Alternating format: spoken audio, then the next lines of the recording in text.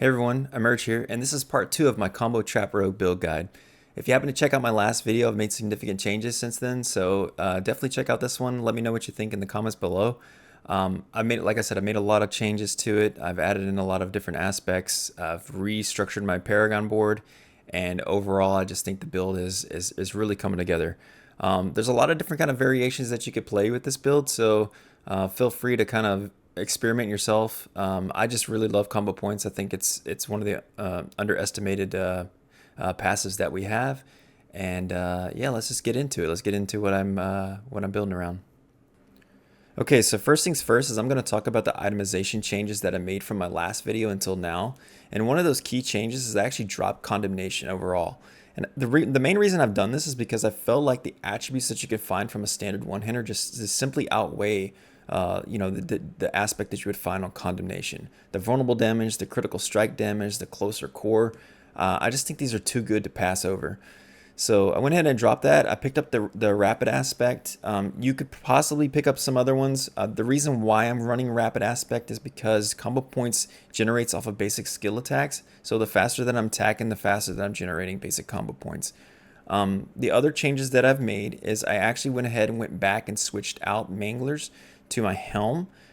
This gives me the option to be able to run Penitent Greaves on my boots. I'm currently not running them because I was doing speeds, but if you're doing pushes, I would suggest switching back to the Greaves, picking up Frigid Finesse, and running with that. Let's see, what other changes did I make? I don't think I made too many other changes in the build from the last one. I finally got Edgemasters back working. That's great. I'm glad it's back up. And yeah, that's pretty much it. If you want to see everything, I will include the build in the description below, a link to the D4 builds. So go check that out, and we'll get into skill points. Okay, so I will say there hasn't been any significant changes to my skill tree since my last video. However, I did mention that we can run Penitent Greaves in this build, and if you're doing that, you can go ahead and move out the stutter step one, where you get a little bit more move speed on your critical strikes, and move those into Frigid Finesse. And that will pretty much synergize very well with the Penitent Greaves, gives you a lot more damage. That's pretty much it. Everything's kind of staying. Oh, I did change the victim. We went to close quarters combat instead of exposure. The reason why I did that is because of the attack speed. Once again, I just feel like it's so good. And as you can see in the gameplay video, you can see how fast I'm attacking, see how fast I'm moving across things. I just think it's such a really good passive. Now, you don't get the sweet cooldown reduction that you get if it is a trap build. You kind of want to have that, but as you're doing speeds, and I was kind of set up for speeds, I just switched to the close quarters combat. Maybe if you're going back to pushing, you probably want to go back to exposure. But I'll just kind of, this is what's really cool, is you can kind of go with what you feels right in the build. But yeah, that's pretty much it. Alright, finally I want to talk about the Paragons. They've experienced the most significant changes from the previous build.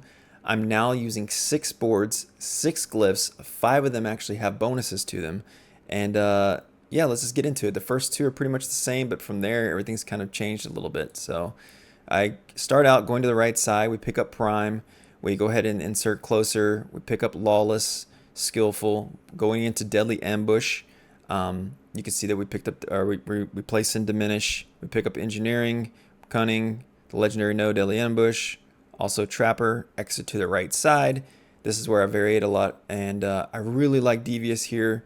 You can snag it pretty easy, and you get that sweet 10% increased damage for you for 20 seconds once you crowd control enemy. We go up to the top, we pick up Cheap Shot, we pick up Safeguard. And then we get into the exploit weakness board, and this is where a lot of vulnerable damage exists. So you can see here I'm snagging vulnerable damage at the bottom here from Artifice, and also from Dosage. Well, Dosage doesn't have vulnerable damage, but it helps you complete out your board. It just was easy to snag this one, so I guess you don't have to, but it's just 10 dex, 8% potion healing. We insert Combat. Going up to the top here, you can get some more vulnerable damage. I actually went back after I hit 100 and went back and snagged this. There's other vulnerable pieces up here that are vulnerable nodes that you can snag, but I'm just spread so thin at 100 because I'm picking up critical strike damage. Down here, I'm picking up Havoc. I still can complete this, still need to complete this node. And this one's so close to be completing.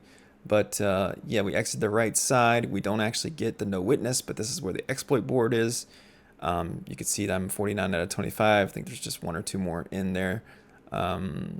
Training node, picking up the knowledge node, really, really good node here.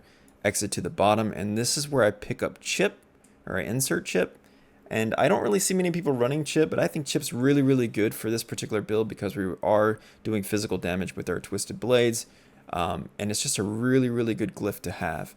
And the other ones I'm picking up is focused, also amazing physical damage and damage to elites, and then physical damage at the bottom as well here, it just tells you that you get physical damage, but it's 10 dex. And that's pretty much it. I'm looking to, once I level up chip a little bit, I can move some of my nodes around and probably pick up a little bit more so I can put them into the vulnerable or the critical hit damage nodes. I'm looking at ways I can kind of move things around to kind of definitely snag those, but I just feel so powerful with these particular nodes in general. So yeah, that's the Paragon changes. Hope you like it. If you have any suggestions, please leave them in the comments below, and we'll get to showing some gameplay now. Alright, so I'm going to do a little gameplay video right now to kind of show how the build works.